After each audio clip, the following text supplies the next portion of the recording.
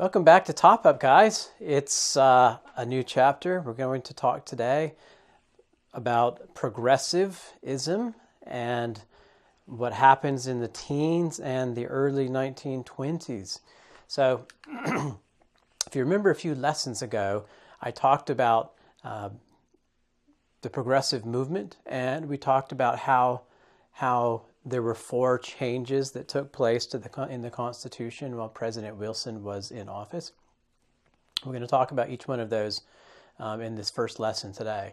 So I'm going to start on this first slide, income tax, and we're just going to keep it really simple because some of these are very difficult concepts, so I'm not going to put a lot of text on this screen for you. Income tax, the 16th Amendment. It's the 16th change to the Constitution. So the 16th Amendment is the first time that the federal government can tax the money that you make while you're at work. Before this amendment was passed in 1913, the government could not tax you. Your state could, but the federal government, the United States government, was not able to tax you. And so this is the first time we actually have that happening. And when this happens, what we have is now the United States government can have an army. Now the United States government can help fund schools. Now the United States government can build roads and railroads and canals. Now the United States government can do all kinds of things that it couldn't do very well before this amendment was passed. So this is the first of the 4 progressive amendments. And you can see on this second slide, it talks about this, and just read this. This changed how Americans spent money. Read this with me. It changed how government spent money. It laid the foundations for social programs, meaning medical care, welfare. Changed our concept of privacy.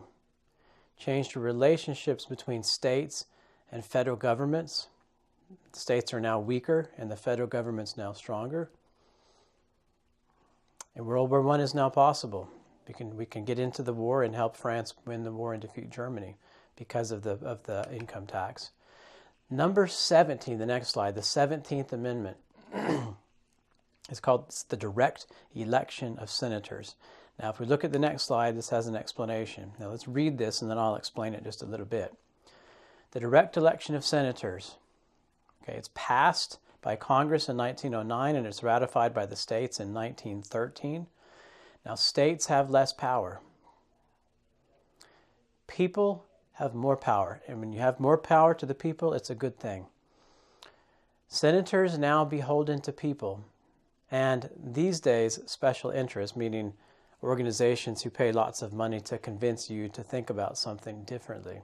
So, for example, if there's an organization that does not want women to be able to get an abortion, or does not want you can pick any interest, and they will try to change your opinion for whatever their agenda is, so that when you go vote for the president or for Congress, you'll follow what they want.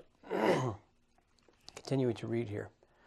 Rather than to state legislatures, politicians no longer able to buy their positions, but now they play electoral politics, i.e., or in other words, they exist primarily to get reelected. Now, this amendment to the Constitution is really important because before this amendment is ratified in 1913, the way that government officials are put into the United States government, they go to Washington, D.C., and the way that worked is that the state government officials chose them and sent them to Washington, D.C. This meant that if you wanted to be a government official in Washington, D.C., you only had to become good friends with the state officials in whatever state you were from. But after the 17th Amendment, this could not happen. What happens at this point, after the 17th Amendment, is that the people vote for the senators, not having them be appointed by the state officials. So this was a good thing, having the people have more power. Next slide, we have the 18th Amendment. And the 18th Amendment is prohibition. Now, we talked a little bit about prohibition, but look at the next slide and we'll see how that changes. Prohibition Amendment is passed by Congress in 1919 and it's ratified in 1920. And reading this with me, while this may not be understood as progress today, meaning moving forward, it represented the reining in of the excess of the Gilded Age. Now, we talked about the Gilded Age a little bit. The high life of urban America and a firm statement from rural average Americans that morality in America was back. Above all, it represented reform. This means that you can't produce alcohol. You can't consume alcohol. You can't sell alcohol. And you can't travel with alcohol. So, the 18th Amendment is a big deal. The 19th Amendment. The 19th Amendment is women's suffrage. Now, what is suffrage? It means to vote. Let's look at the next slide. The amendment is also ratified by Congress by the states in 1920.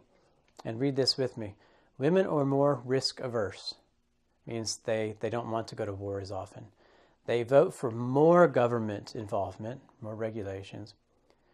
Women suffer more financially in divorce.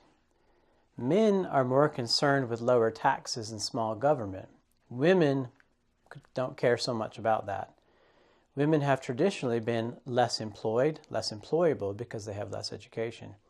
They make less money. Single women with children are more likely to vote liberal than married women. And since the 1960s, more women are single as divorce rates go up. Most elections won by Democrats after 1960 would have been won by Republicans if women were not voting. So this is a big deal too. Now women can vote, and that changes how candidates, how people that want to be president, changes how they reach out and talk to the voters. So women vote differently than men. And these four amendments are called the Progressive Amendments, and they completely reshape how the United States is and reshape American culture, and particularly political culture. And so this is all we're going to cover in this lesson today is these four amendments. And we'll see you next time. We'll see you with the next lesson. All right, bye-bye.